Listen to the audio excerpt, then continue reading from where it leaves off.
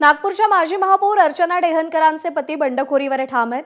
डेहनकरांच्या बंडखोरीला वैतागून अर्चना डेहनकर या माहेरी गेल्यात।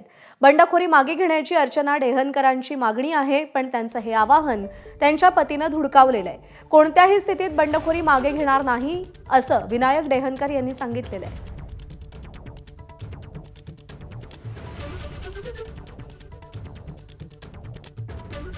त्या रागाने निघून नाही गेल्या। मी घरी यायचो तर त्यांचा एकच प्रश्न असायचा की तुम्ही उमेदवारी अर्ज मागे घ्या। हे वारंवार त्यांचा एकच शब्द असायचा की माझ्या पुढे म्हणजे प्रश्न आहे, मी पक्षाचं काम करणार आणि तुम्ही उमेदवारी म्हणजे अपक्षाचा इथे झेंडा लावाल तुम्ही, तर माझी अडचण होईल।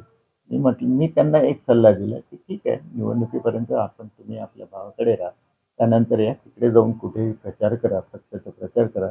पक्षाने दिले असं तुम्हाला जबाबदारी तर तुम्ही ती जबाबदारी पार पाडा। मी पक्षाच्या विरोधात इथे निवडणूक लढवणार ही माझी ठाम भूमिका आहे आणि मी मागे हटणार नाही। काही झालं तर तुम्ही बंडखोरी वापस घेणार नाही? अजिबात नाही, काही झालं तरी नाही घेणार। दरम्यान या सगळ्यावरती राज्याचे महसूल मंत्री चंद्रशेखर बावनकुळेंनी काय प्रतिक्रिया दिली आहे तीही पाहूया।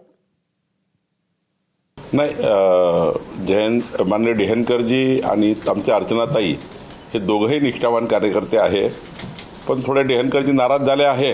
आम्ही त्यांच्याशी चर्चा करणार आहोत, मी स्वतः चर्चा करणार आहे आणि त्यातून मार्ग निघेल।